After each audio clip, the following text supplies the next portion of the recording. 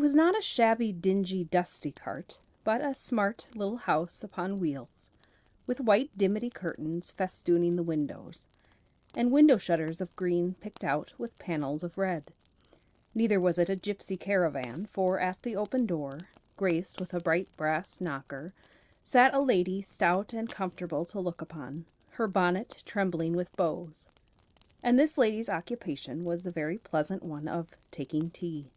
The tea things, including a cold knuckle of ham, were set forth upon a drum, covered with a white napkin. And there, as if at the most convenient round table in all the world, sat this roving lady.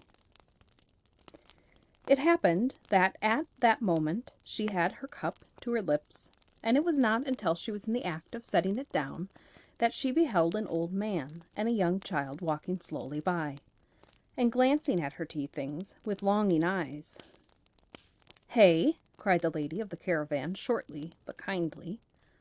"Who are you?" The child, who was a pretty little blue-eyed girl, answered in a soft voice, "My name is Nell." Then she took the hand of the old man with a tender, protecting air, as though he were the child and she his mother. "And this is my grandfather. Can you tell us how far we shall have to walk before we come to the next town?" The stout lady answered that the next town was at least 8 miles off. This information a little discouraged the child, who could scarcely keep back a tear as she glanced along the darkening road. Her grandfather made no complaint, but he sighed heavily as he leaned upon his staff, and vainly tried to see into the dusty distance. The lady of the caravan was about to gather her tea things together and clean the table, but, noting the child's anxious manner, she hesitated and stopped. The child curtsied, thanked her for her information, and had already led the old man some 50 yards or so away, when the lady of the caravan called to her to return. "Come nearer, nearer still," said she, beckoning to her to ascend the steps. "Are you hungry, child?" "Not very, but we are tired, and it is a long way." "Is your home in the next town?" "No, we have no home. We are wanderers." "Well, hungry or not, you had better have some tea. I suppose you are agreeable to that, old gentleman?" The grandfather humbly pulled off his hat and thanked her. The lady of the caravan then bade him come up the steps likewise, but the drum proving too small a table for two, they went down again and sat upon the grass, where she handed them the tea-tray, the bread and butter, the knuckle of ham, and in short everything of which she had eaten herself. "Set 'em out near the hind wheels, child. That's the best place," she said, directing the arrangements from above. "Now hand up the teapot for a little more hot water and a pinch of fresh tea, and then both of you eat and drink as much as you can, and don't spare anything. That's all I ask of you." So the two made a hearty meal, and enjoyed it to the utmost. While they were thus engaged, the lady of the caravan alighted on the earth, and with her hands clasped behind her, and her large bonnet trembling excessively, walked up and down in a very stately manner, looking over the caravan from time to time, with an air of calm delight, and enjoying particularly the red panels and the brass knocker, of which she was very proud. When she had taken this gentle exercise for some time, she sat down upon the steps and called, "George!" Whereupon a man in a carter's frock, who had been hidden from sight in a hedge, parted the twigs that concealed him and appeared in a sitting attitude, supporting on his legs a baking dish, and bearing in his right hand a knife, and in his left a fork. "Yes, missus," said George. "How did you find the cold pie, George?" "It warn't amiss, mum." "We are not a heavy load, George. Would these 2 travelers make much difference to the horses if we took them with us?" asked his mistress, pointing to Nell and the old man, who were painfully preparing to resume their journey on foot. "They'd make a difference in course," said George doggedly. But his mistress turned to the old man and the child and told them they should go on to the town with her in the caravan. Nell was overjoyed and thanked the lady earnestly. She helped with great readiness to put away the tea things, and, the horses being by that time harnessed, mounted into the vehicle, followed by her delighted grandfather. The lady then shut the door and sat herself down by her drum at an open window. The steps were taken down by George and stowed under the carriage. Then away they went, with a great noise of flapping and creaking and straining, and the bright brass knocker, which nobody ever knocked at, knocking one perpetual double knock of its own accord as they jolted along. When they had travelled slowly forward for some short distance, Nell ventured to look round the caravan and observe it more closely. One half of it was carpeted, and so partitioned off at the further end as to form a sleeping place, made after the fashion of a berth on board ship. This was shaded, like the little windows, with fair white curtains, and looked comfortable enough, though by what kind of gymnastic exercise the lady of the caravan ever managed to get into it was a mystery. The other half served for a kitchen, and was fitted up with a stove whose small chimney passed through the roof. It held also a closet or larder, several chests, a great pitcher of water, and a few cooking utensils. These latter necessaries hung upon the walls, which were also ornamented with a triangle and a couple of well-thumbed tambourines. The lady of the caravan sat at one window, and little Nell and her grandfather at the other, while the machine jogged on. At first the two travelers spoke little and only in whispers, but as they grew more familiar with the place, they ventured to talk about the country through which they were passing, and the different objects that presented themselves, until the old man fell asleep. The lady of the caravan, seeing this, invited Nell to come and sit beside her. "Well, child," she said, "how do you like this way of traveling?" Nell replied that she thought it was very pleasant indeed. Then, getting up, the lady brought out from a corner a large roll of canvas, about a yard in width, which she laid upon the floor and spread open with her foot, until it nearly reached from one end of the caravan to the other. "There, child," she said proudly, "read that."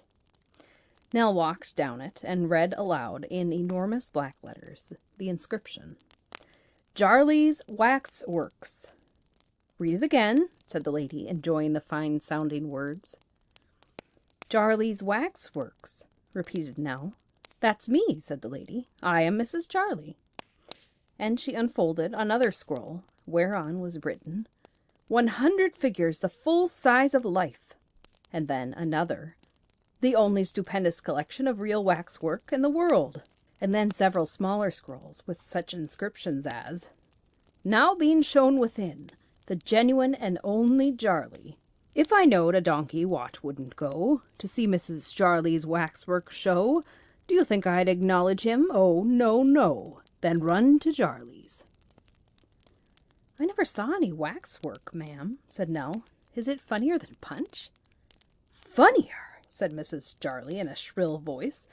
"It is not funny at all. It's figures of people, made out of wax, and so like life that if waxwork only spoke and walked about, you'd hardly know the difference." "Is it here, in the cart, ma'am?" asked Nell, whose curiosity was awakened by this description. "Is what here, child?" "The waxworks, ma'am." "Why, bless you, child, what are you thinking of? How could such a collection be here, where you see everything except the inside of one little cupboard and a few boxes? It's gone on in the other vans to the assembly rooms, and there it'll be exhibited the day after tomorrow. You are going to the same town, and you'll see it, I dare say." "I shall not be in the town, I think, ma'am," said the child. "Not there!" cried Mrs. Jarley. "Then where will you be?" I don't quite know. I'm not certain." "What curious people you are. You don't mean to say that you're traveling about the country without knowing where you're going to?" said the lady of the caravan. "We are poor people, ma'am," returned Nell, "and are only wandering about. We have nothing to do. I wish we had." "You amaze me more and more," said Mrs. Jarley, after remaining for some time as silent as one of her own figures. At length she summoned the driver to come under the window at which she was seated, and held a long conversation with him in a low tone, as if she were asking his advice on an important point. Then she drew in her head again, and, seeing the grandfather had awakened, said, "Do you want a good place for your granddaughter to work, master? If you do, I can put her in the way of getting one." "I can't leave her," answered the old man. "We can't separate. What would become of me without her?" "If you want to employ yourself too," said Mrs. Jarley, "there would be plenty for you to do in the way of helping to dust the figures and so forth. What I want your granddaughter for is to point out to the company. She would soon learn who the figures are, and she has a way with her that people wouldn't think unpleasant, though she does come after me, for I've always been accustomed to go round with visitors myself. It's not a common offer, bear in mind," said the lady, rising in the grand tone in which she was accustomed to address her audiences. "It's Jarley's Waxworks, remember." As to salary, she could pledge herself to no certain sum until she had seen what Nell could do, and watched her in the performance of her duties. But board and lodging, both for her and her grandfather, she bound herself to provide, and she furthermore passed her word that the board should always be good and plentiful. Nell and her grandfather consulted together while Mrs. Jarley, with her hands behind her, walked up and down the caravan with uncommon dignity. "Now, child," cried Mrs. Jarley, coming to a halt as Nell turned toward her. "We are very much obliged to you, ma'am," said Nell, "and thankfully accept your offer." "And you'll never be sorry for it," returned Mrs. Jarley. "I'm pretty sure of that. So as that's all settled, let's have us a bit of supper." In the meanwhile, the caravan came at last upon the paved streets of a town which were clear of passengers and quiet, for it was by this time near midnight, and the townspeople were all abed. As it was too late an hour to go to the room where they were to show the waxworks, they turned aside into a piece of waste ground that lay just within the old town gate, and drew up there for the night, near to another caravan, which was employed in carrying the wonderful figures from place to place. This machine being empty, for it had left the waxworks at the place of exhibition, was pointed out to the old man as his sleeping place for the night, and within its wooden walls Nell made him up the best bed she could from the materials at hand. For herself, she was to sleep in Mrs. Jarley's own travelling carriage, as a mark of that lady's favour and confidence. Sleep hung upon the eyelids of the child so long that, when she awoke, Mrs. Jarley was already decorated with her large bonnet, and actively engaged in preparing breakfast. She received Nell's apology for being so late, with perfect good humour, and said that she should not have roused her if she had slept on until noon. The meal finished, Nell assisted to wash the cups and saucers, and put them in their proper places. These household duties performed, Mrs. Jarley arrayed herself in an exceedingly bright shawl, for the purpose of making a very grand appearance as she walked through the streets of the town.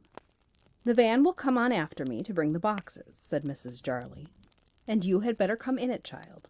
I am obliged to walk, very much against my will, but the people expect it of me.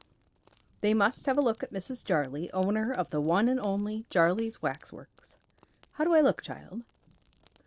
Nell returned a satisfactory reply, and Mrs. Jarley, after sticking a great many pins into various parts of her figure, and trying several times to see her own back, was at last satisfied with her appearance, and went forth majestically. The caravan followed at no great distance. As it went jolting through the street, Nell peeped from the window, curious to see in what kind of place they were. It was a pretty large town, with an open square, in the middle of which was the town hall, with a clock tower and a weathercock. There were houses of stone, houses of red brick, houses of yellow brick, houses of plaster, and houses of wood, many of them very old, with withered faces carved upon the beams, and staring down into the street. These had very little winking windows and low arched doors, and in some of the narrower ways quite overhung the pavement. The streets were very clean, very sunny, very empty, and very dull. Nothing seemed to be going on but the clocks, and they had such drowsy faces, such heavy, lazy hands, and such cracked voices, that they surely must have been too slow. The very dogs were asleep. Rumbling along with most unwonted noise, the caravan stopped at last at the place of exhibition, where Nell dismounted amidst an admiring group of children, who evidently supposed her to be one of the wax figures. The chests were soon taken in to be unlocked by Mrs. Jarley, who, attended by George and another man, was waiting to decorate the room with the red festoons and other ornaments that came from the chests. As the stupendous collection was yet concealed by cloths, lest the dust should injure their complexions, Nell bestirred herself to help, and her grandfather also was of great service. The two men, being well used to it, did a great deal in a short time, and Mrs. Jarley served out the tin tacks from a linen pocket which she wore for the purpose. When the festoons were all put up, as tastily as they might be, the stupendous collection was uncovered. There were displayed, on a raised platform some 2 feet from the floor, running round the room and parted from the public by a crimson rope, a number of wax figures as big as life, singly and in groups. They were clad in glittering dresses of various climes and times, and standing more or less unsteadily upon their legs, with their eyes wide open, and all their faces expressing great surprise. All the gentlemen were very pigeon-breasted, and very blue about the beards, and all the ladies and all the gentlemen were looking intensely nowhere, and staring with extraordinary earnestness at nothing. When Nell was over her first joy at this glorious sight, Mrs. Jarley gave her a willow wand, long used by herself for pointing out the characters, and was at great pains to tell her just what she must do. Soon Nell knew all about the fat man, and the thin man, the tall man, the short man, the wild boy of the woods, and other historical characters. And so apt was she to remember them all, that she was soon perfectly able to guide all visitors. Mrs. Jarley then took her young friend and pupil to see the other arrangements. The passage had been changed into a grove of green cloth, hung with the inscriptions she had already seen. A highly ornamented table was placed at the upper end for Mrs. Jarley herself, where she was to sit and take the money, in company with Majesty King George III, Mary, Queen of Scots, and other important personages. The preparations without doors had not been neglected either, for a beautiful nun was standing on a balcony over the door, and a brigand with the blackest possible head of hair and the clearest possible complexion was at that moment being taken round the town in a cart. In the midst of the various plans for attracting visitors to the show, little Nell was not forgotten. Decorated with paper flowers, she was given a seat beside the brigand in the cart, dressed with flags and streamers, wherein he rode. In this state and ceremony she rode slowly through the town every morning, giving out handbills from a basket to the sound of drum and trumpet. The beauty of the child, coupled with her gentle bearing, produced quite a sensation in the little country place. Grown-up folks began to be interested in the bright-eyed girl, and some score of little boys left nuts and apples directed to her at the waxworks door. All this interest in Nell was not lost upon Mrs. Jarley, who soon sent the brigand out alone again, and kept Nell in the showroom, so that the people who were interested in her would pay to come inside, where she described figures every half hour to the great satisfaction of all. Although her duties were not easy, Nell found in the lady of the caravan a very kind and considerate person, who not only liked to be comfortable herself, but wished to make everybody about her comfortable also. So Nell and her grandfather found a comfortable home for some time with Mrs. Jarley's waxworks.